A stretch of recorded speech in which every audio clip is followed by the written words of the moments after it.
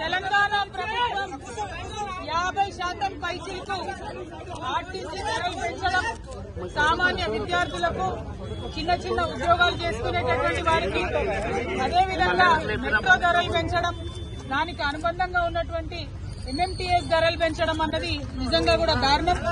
ఎందుకంటే ఆదాయ మార్గాలను పెంచుతామని చెప్పి, ఉద్యోగాలు ఇస్తామని చెప్పి, అనేక కల్లబొల్లి మాటలు చెప్పి అధికారంలోకి వచ్చి 18 నెలలైనా కూడా ఆ కార్యక్రమాలు ఏం చేయకుండా కేవలం ఇప్పుడు మళ్లీ సామాన్య ప్రజల మీద భారం వేస్తూ ధరలు పెంచడాన్ని మేము చాలా తీవ్రంగా ఖండిస్తా ఉన్నాం.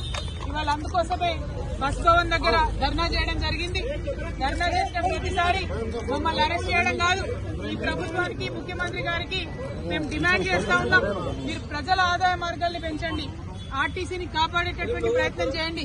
ఇంతకుముందు కేసీఆర్ గారు ఆర్టీసీకి ఎట్లయితే ప్రభుత్వం నుంచి నిధులు ఇచ్చి కాపాడిందో అట్లా చేయండి తప్పితే మీరు సామాన్య ప్రజల మీద భారం వేసి ఆర్టీసీకి ఆదాయాన్ని పెంచేటటువంటి కార్యక్రమాలు చేయడం శుద్ధ దండగా.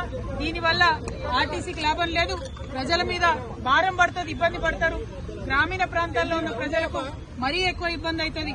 ఇప్పటికే మహిళలకు ఇబ్బంది అవుతుంది, బస్సులు ఎక్కే పరిస్థితి లేదు, మగవాళ్లు టికెట్ కొనుక్కున్నా కూడా నిలబడే పరిస్థితి లేదు, కూర్చునే పరిస్థితి లేదు, నిలబడే ప్రయాణం చేయాల్సినటువంటి పరిస్థితి ఉంది.